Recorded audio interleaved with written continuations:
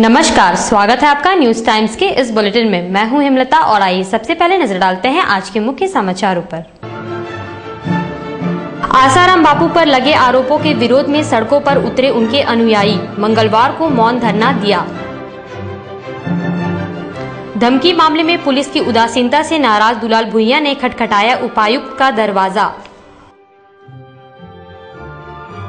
और पंचतत्व में विलीन हुए डॉक्टर शिव शंकर प्रसाद, अंतिम यात्रा में उमड़े लोग।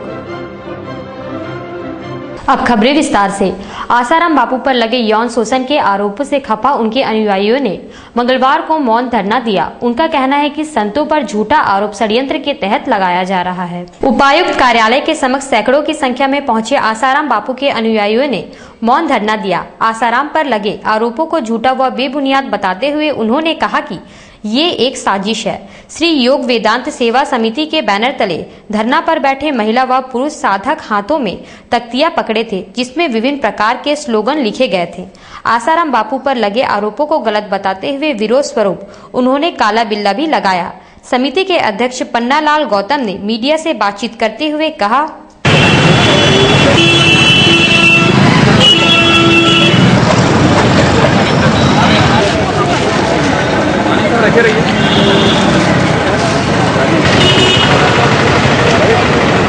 प्रचार चल रहा है। आज उसके विरोध में 2000 से अधिक लोग यहाँ पर मौन धरने पर बैठे हैं। पिछले 5 वर्षों से परम पूज्य गुरुदेव के विरुद्ध कुप्रचार चल रहा है। बिकाऊ मीडिया सनसनी फैलाने के लिए और हिंदू सभ्यता, संस्कृति और संतों को बदनाम करने के लिए तरह तरह के अनर्गल आरोपों लगाते रहता है। अभी तक किसी पुलिस ने सत्यता की पूरी तरह जांच नहीं की है।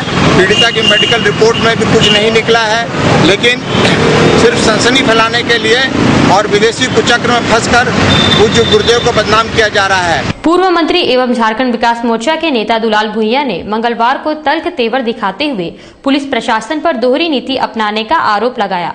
उन्होंने उपायुक्त से पूरी घटना की निष्पक्ष जांच कराए जाने की मांग की है।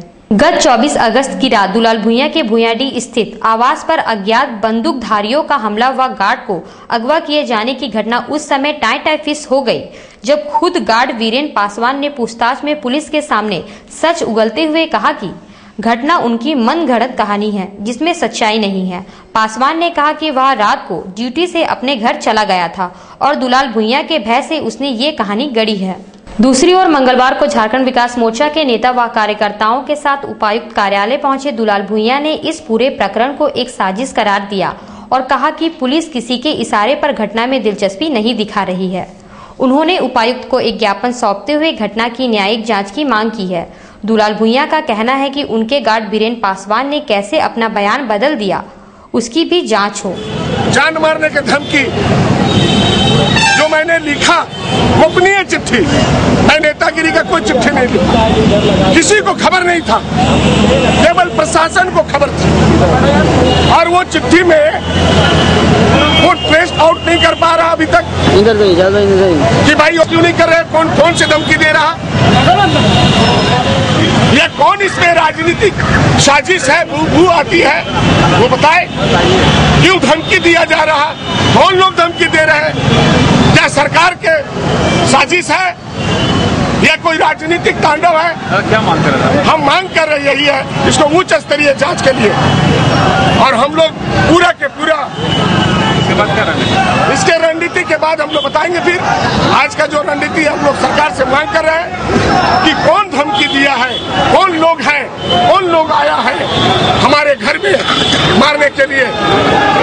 झारखंड विकास मोर्चा के नेता अभय सिंह ने भी पूरे प्रकरण पर आश्चर्य व्यक्त करते हुए कहा कि यदि किसी को जान से मारने की धमकी दी जाती है तो उसकी जांच अवश्य होनी चाहिए कि धमकी देने वाला कौन है और आखिर उसकी मंशा क्या है। वो मोबाइल नंबर कहाँ का है और उसका ट्रेस क्या है, प्रशासन को इसके बारे में भी प्रेस कॉन्फ्रेंस करना चाहिए। अगर प्रशासन ने अपनी जल्दबाजी में एक दिन में 10 घंटे के अंदर प्रेस कॉन्फ्रेंस करके अगर उन्होंने कहा कि हमने पर्दाफाश किया तो उनको यह भी पर्दाफाश करना चाहिए कि 10 दिन पहले जो मोबाइल उन्होंने ट्रेस दिया कि इस मोबाइल से हमने धमकी आया है तो उसके बारे में कोई चर्चा नहीं। ये बड़ा आश्चर्यजनक यह घटना इस शहर में हो रहा है। यह सच है कि झूठ है, ये प्रशासन को कॉन्क्रीट डिसीजन लेना होगा। एमजीएम अस्पताल के अधीक्षक शिवशंकर प्रसाद का अंतिम संस्कार मंगलवार को सांची स्थित स्वर्ण रेखा घाट पर कर दिया गया। उनकी शव यात्रा में चिकित्सकों के अलावा आम लोग भी बड़ी संख्या में शामिल हुए। एमजीएम अस्पताल के अधीक्षक डॉक्टर शिवशंकर प्रसाद के अंतिम यात्रा में सैलाब उमड़ पड़ा। मानगो स्थित आशियाना एनक्लेव से सुबह 10 बजे निकली शव यात्रा में भारी संख्या में चिकित्सक व इंडियन मेडिकल एसोसिएशन के सदस्यों के अलावा अस्पताल के कर्मचारी भी शामिल हुए। सांची स्वर्ण रेखा बर्निंग घाट पर उनके बड़े पुत्र डॉक्टर अंशु अभिषेक ने मुखाग्नि दी।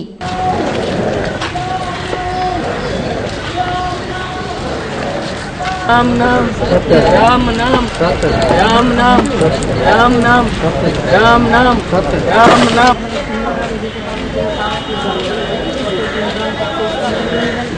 आसू द्वारा एमजीएम अधीक्षक की मौत की सीबीआई जांच कराने की मांग की गई है। आसू द्वारा मंगलवार को स्वास्थ्य मंत्री राजेंद्र सिंह का पुतला जलाया गया। उनका कहना है कि स्वास्थ्य मंत्री के दौरे के दौरान ही अधीक्षक की मौत हो गई है और इसकी जांच सीबीआई से कराई जाए। उनका नेतृत्व कर रहे शंभू चौधरी ने बताया,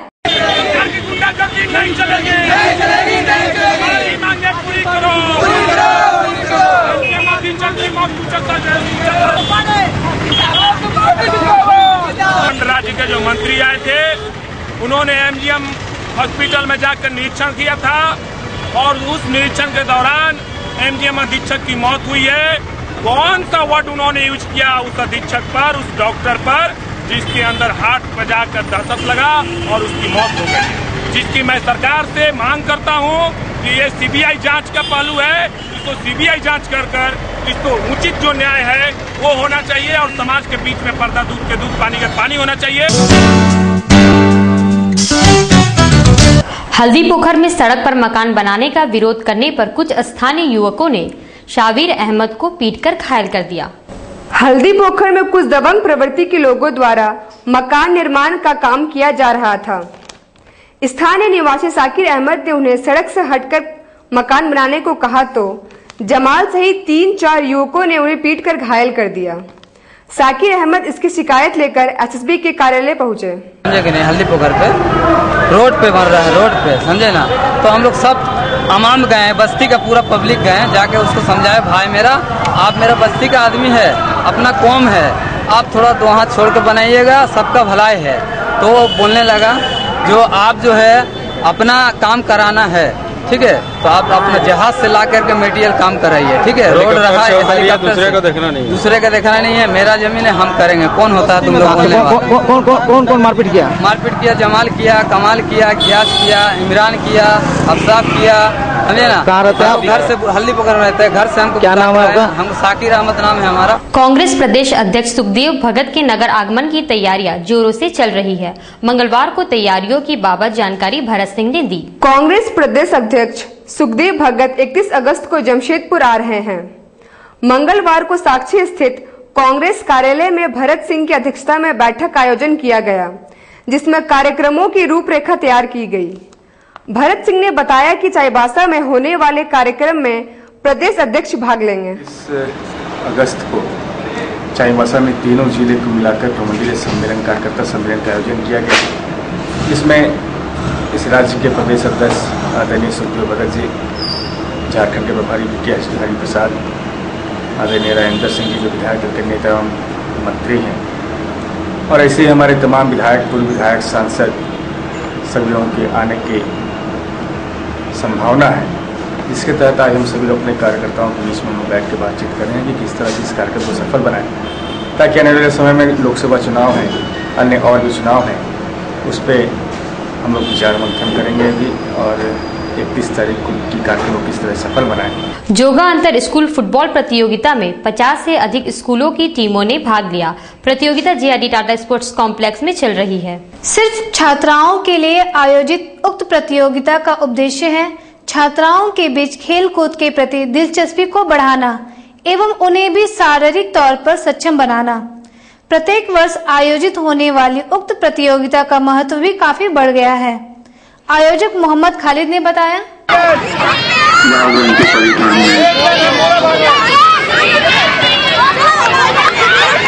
पार्टिसिपेट किया है, टोटल पार्टिसिपेशन 570 रही है और कल हम लोगों ने 38 मैच करवाया है और आज हम लोग का 26 मैच यहाँ JRD स्पोर्ट्स कॉम्प्लेक्स में हॉकी ग्राउंड में हो रही है। झारखंड छात्र मोर्चा के बैनर तले मंगलवार को वर्कर्स कॉलेज के मुख्य द्वार पर प्रदर्शन किया गया। वे कॉलेज में व्याप्त अव्यवस्था से नाराज थे। झारखंड छात्र मोर्चा के बैनर तले प्रदर्शन कर रहे छात्र छात्राओं ने कॉलेज प्रबंधन के खिलाफ जमकर नारेबाजी की। उनका कहना है कि कॉलेज में उनके लिए सुविधाओं का अभाव है और कॉलेज प्रबंधन बेपरवाह है। उनका नेतृत्व हेमंत पाठक कर रहे थे। सालों से चलता आ रहा है तो छात्रों पे ध्यान क्यों नहीं दिया जा रहा है। हमने 8 दिन पहले प्रिंसिपल को लिखा कि सर छात्र छात्राओं की समस्या पे आप ध्यान दीजिए, यहाँ पे कॉमन की व्यवस्था नहीं है, छात्राएं फ्री टाइम में यहाँ घूमती हैं। क्यों? अगर यहाँ कॉमन रूम होता तो छात्राएं एवं छात्र अपने अपने कॉमन रूम में बैठ के कुछ स्पोर्ट करती या कुछ खेलती, एंजॉयमेंट करती, बट यहाँ पे कोई व्यवस्था नहीं है। अगर यहाँ पे किसी छात्र को कोई समस्या हो जाए या उनको कुछ समस्या हो जाए, जैसे कि पेट खराब हो जाए, कुछ भी हो जाए, तो यहाँ ये भी व्यवस्था नहीं है कि छात्र यहाँ के बाथरूम का इस्तेमाल कर सके। इस्तेमाल तब करेंगे जब उन लोगों का बाथरूम यहाँ पे होगा। हमारे पास जगह का अभाव है, हमारे पास जगह नहीं है। तो मैं ध्यान दिलाना चाहूंगा इस बात को कि हमारे कॉलेज में ऐसे 8 रूम हैं जो लॉक किए हुए हैं। किसी रूम में 1 टीना, किसी रूम में 4 कंप्यूटर, अब 4 साल तक कोई कम नहीं खुलता है। तो क्या रूम की कमी है? तो आबकारी विभाग ने मंगलवार को कई अवैध शराब भट्टियों को ध्वस्त कर दिया और साथ ही 6000 किलोग्राम महुआ जब्त किया। गुप्त सूचना के आधार पर आबकारी विभाग द्वारा पटमदा के समीप रानीडीह व लोकोडी क्षेत्र में चल रही अवैध शराब भट्टियों में छापा मारा। हालांकि किसी की गिरफ्तारी नहीं हुई, पर भट्टियों को ध्वस्त कर दिया गया। साथ ही वहां से 30 ड्रम 6000 किलोग्राम महुआ भी जब्त किया गया। आबकारी आयुक्त राकेश कुमार ने न्यूज टाइम्स को बताया, अधिकारियों कर्मचारियों के द्वारा स्थानीय थाना के सहयोग से और वहां से करीब 30 ड्रम और शराब बनाने के उपकरण, ट्यूब, जर्किंग इत्यादि जब्त किए गए हैं और 6000 केजी जावा महुआ को भी नष्ट किया गया है और करीब 100-150 लीटर चुलाई तैयार शराब को भी जब्त किया गया है। अब प्रस्तुत है कुछ संक्षिप्त समाचार। खरंकिनी मंदिर में श्री कृष्ण चैतन्य संघ द्वारा 72 घंटा हरिराम संकीर्तन आरंभ हो चुका है। संकीर्तन में 4 राज्यों की 6 टीमें हिस्सा ले रही है। सर दोराबजी पार्क में उनका 154वीं जयंती मनाई गई। इस मौके पर टाटा स्टील के अधिकारी सुनील भास्करन के अलावा अन्य गणमान्य लोग शामिल थे। टाटा वर्कर्स यूनियन अध्यक्ष PN सिंह भी इस दौरान मौजूद थे। इस मौके पर एक पुस्तक का विमोचन भी किया गया। सफाई आदि की मांग को लेकर परसुडी हाट कमेटी ने परसुडी बाजार समिति कार्यालय में ताला जड़ दिया। हाट समिति के दुकानदार लंबे समय से अपनी मांगों को लेकर अड़े हैं, पर उनकी मांगों को अनसुनी की जा रही थी। बिष्टुपुर स्थित कार्यालय में मंगलवार को आसू जिला कार्यकारिणी की बैठक का आयोजन किया गया। बैठक की अध्यक्षता समीर महंती ने किया। बैठक में भविष्य की योजनाओं पर विचार विमर्श किया।